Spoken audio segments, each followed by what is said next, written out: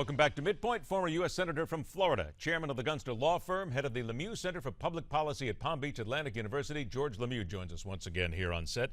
One we forgot to get to, we didn't have time, Brown and Shaheen in New Hampshire. The guy who didn't grow up there against the woman who now we learn out today, and this is coming from the Newsmax.com website. Jeanine Shaheen exchanged correspondence with a top official at the IRS about cracking down on the political activity of tax-exempt groups, suggesting she played a role in the scandal that saw conservative groups targeted for heightened scrutiny. Comes out on Election Day. It's going to hurt, too, and it's a very close race. Scott Brown is a heck of a candidate and a campaigner. He's gained a lot of traction. When he first ran, he was way behind.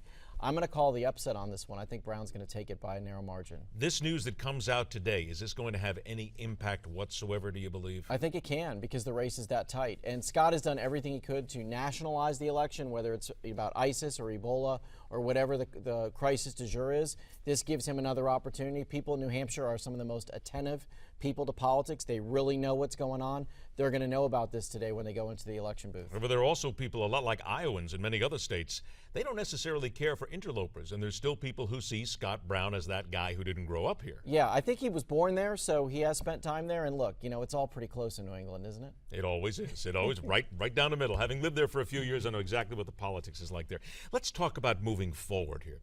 Should the GOP then take control after this election day?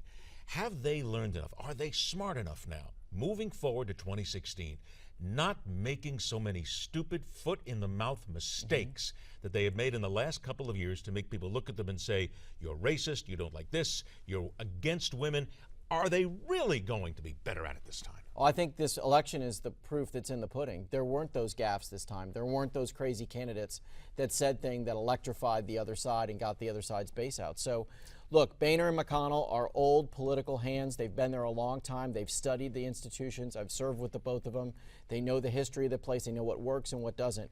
I would expect them both to come together and lead on an agenda, something like Gingrich proposed before the '94 elections, the Agenda for America. They're going to say, we're going to do these things. And the goal here is twofold. One, get some things passed, but two, set this up so that they can have a Republican president. They're not going to repeal Obamacare with Barack Obama sitting in the White House.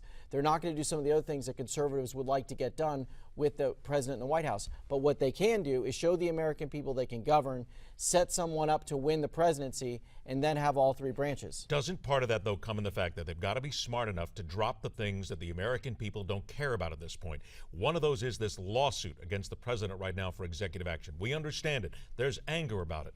But the American people want to talk about the economy, stupid, right? And they want to talk about certain things. Don't they have to drop these sort of useless items and move on to something substantive? Well, I wouldn't drop the lawsuit because the president has overreached. He's used executive orders in a way that no one has used them before. But you don't have to make as big of a deal about it. They don't have to do messaging votes and messaging actions. That's what they were doing before. Because they didn't have the Senate, they would do things to get the message out to the American people. Now they're going to be in control, like they were in the mid-90s when Bill Clinton was in his second term. They got a lot of things done, and they got Bill Clinton to cooperate. By the way, here's what Democratic legislators are afraid of in Washington, D.C. They're afraid that Obama is going to work with the Republicans to get things done. So stay tuned on that. If the Republicans do take the Senate, will Barack Obama try to do, say, tax reform so that he could have something else in his legacy? But isn't it also then the Republicans, once they're in power, they've got to bend just a little bit. There's got to be some compromise here, because they can't just go to the president and go, that's it, our way or the highway, because the American public is going to react. And then if they fail, doesn't that hurt the Republicans in 2016, just what the Democrats want? Absolutely. And that's why I think they'll pick tax reform and not entitlement reform.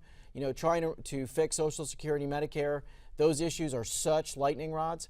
Tax reform is less of a lightning rod issue. There's going to have to be some give and take. That's a legislative process that can work, I think, and I think it's something the president probably can approve. So if indeed the Republicans do take over, what is, in your opinion, the very first thing that they say, this is what we're going to focus on, this is what we're going to get done? Not a list, one thing.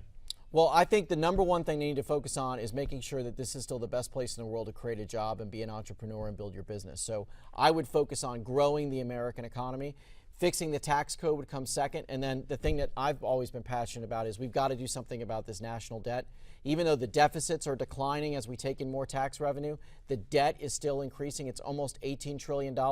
The interest payment alone is the 5th largest expenditure in the budget. That will climb to be the #1 expenditure if we don't do something about it. So long term, they got to do something to cap spending. 15 seconds. Does Mitch McConnell retain his power? Or is there going to be a movement to put somebody else in control? No, McConnell will be the majority leader, and he'll be a great majority leader. All right, it's always a pleasure, Senator. Thanks so much Thanks for so being much. here. Take care. Well, go ahead. We'll put on the Game On hat for the rest of the evening. All right.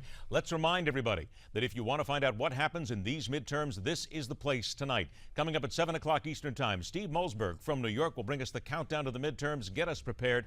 And then yours truly, J.D. Hayworth, John Bachman, the entire team. We're here at 8 o'clock Eastern Time until midnight. We'll bring you everything as it happens across the nation. After the break, he is the sharp needle that keeps sticking the side of the Democrats and their claims about voter fraud. James O'Keefe may have got them this time. Next hour on MidPoint, Cheryl Atkinson and Brian Kilmeade. Hey, who can sleep? It's coming up right here on MidPoint.